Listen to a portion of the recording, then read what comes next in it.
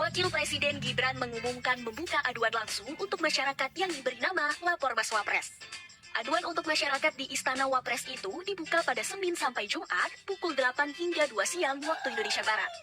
Selain secara langsung, warga juga dapat menyampaikan aduan via WhatsApp. Informasi layanan aduan itu diunggah Gibran melalui akun Instagramnya dan diserbu belasan ribu komentar dari warganet, mulai dari yang serius sampai guyonan pada beberapa jam setelah diunggah. Bahkan kolom komentar tak luput dari akun-akun centang biru yang memberikan dukungan. Nampak ada akun pedangdut Inul Daratista, Chef Arnold, penyanyi Tompi, hingga pemilik warung bebek carok sekaligus komedian Tretan Muslim. Selain itu, warganet juga terlihat membanjiri unggahan Wapres Gibran itu dengan berkeluh kesah. Ada yang lapor cari jodoh hingga melaporkan kehilangan barangnya di kolom komentar. Nah, jadi gimana? Nomornya sudah ada. Kalau kamu mau ngadu apa nih ke Mas Gibran? Sekarang ini kita mempunyai wapres yang selalu ada aja gebrakan-gebrakan barunya gitu loh ya kan, yang belum pernah dilakukan oleh wapres-wapres sebelumnya gitu. Jadi gebrakan yang dilakukan oleh wapres kita Mas Gibran Rakabuming ini ya kan, yang menurut aku Mas Gibran adalah termasuk salah satu generasi milenial. Ini kayaknya masih bersambung berbenang merah gitu dengan di generasi-generasi di era Gen Z ini gitu loh ya kan. Jadi ngena banget gitu ya kan dengan kehadiran wapres daripada Mas Gibran Rakabuming.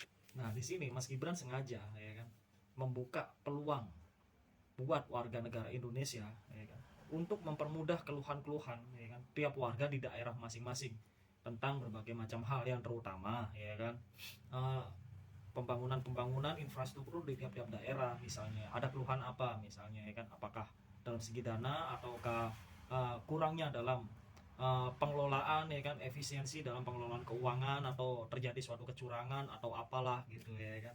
Nah, ini bisa diadukan ke pelayanan pengaduan Mas Gibran, Mas Wapres. Ya tapi ya kan masa iya ya, mengadu ke Mas Wapres ini dengan perihal ya kan aku kurang duit misalnya. Mas Wapres gimana nih, aku susah sekali mendapatkan jodoh ya. Ya janganlah, mentang-mentang Wapres kita orangnya asik ya kan, terus kita guyon-guyonan ya nggak apa-apa sih ya kan, tapi ya alangkah baiknya gitu kita ngadu dengan secara serius, maksudnya dalam arti ada indikasi atau yang tindak-tindak yang tidak bagus yang dilakukan oleh aparatur daerah di tempat kalian gitu, kalian bisa mengadukan masalah itu kepada Wapres Mas Gibran gitu loh ya kan. Nah, menanggapi daripada gebrakan yang dilakukan oleh Mas Gibran ini ya kan, tentunya itu merupakan salah satu dari titipan mandat dari Presiden Pak Prabowo Subianto ya kan, melalui keputusan ini. Gibran buka layanan pengaduan warga di Istana Wapres, ini jadwalnya. Oke, kalian baca sendiri. Gibran mengumumkan fasilitas pengaduan, oke, dinamai laporan Mas Wapres tersebut. Ya, kalian baca sendiri. Oke, kalian baca sendiri nih ya.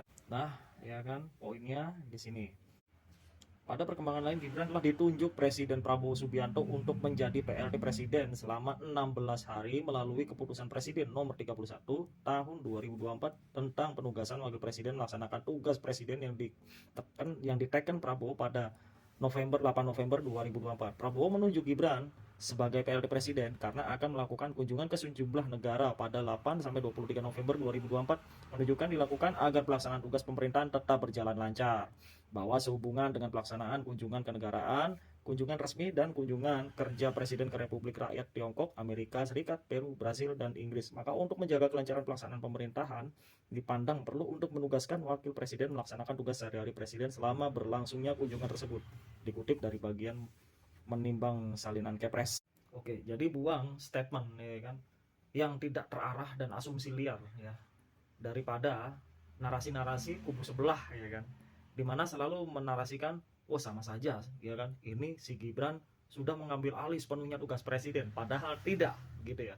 Karena di situ Pak Prabowo sendiri telah mengeluarkan keputusan gitu ya, keputusan presiden yang udah ditandatanganin langsung oleh Pak Prabowo sebagai pengganti Pak Prabowo selama beberapa hari dari 8-23 November begitu ya. Jadi tidak ada lagi narasi ya kan mengenai Gibran mengambil alih tugas presiden sepenuhnya, tidak ada istilah itu, hanya kata mengganti.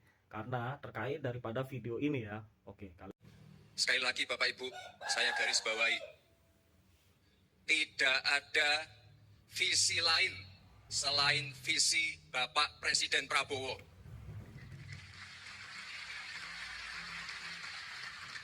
Tidak ada program lain selain program Bapak Presiden Prabowo.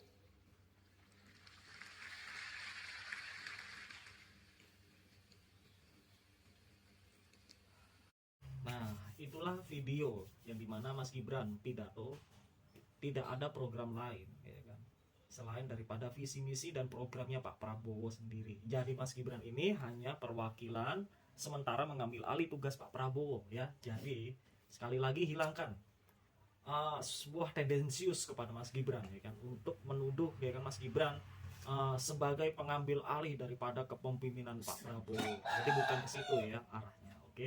Jadi hanya menggantikan tugas Pak Prabowo, tapi tetap dengan konsep visi dan misi program Pak Prabowo. Begitu ya kawan-kawan. Oke, sekian, terima kasih.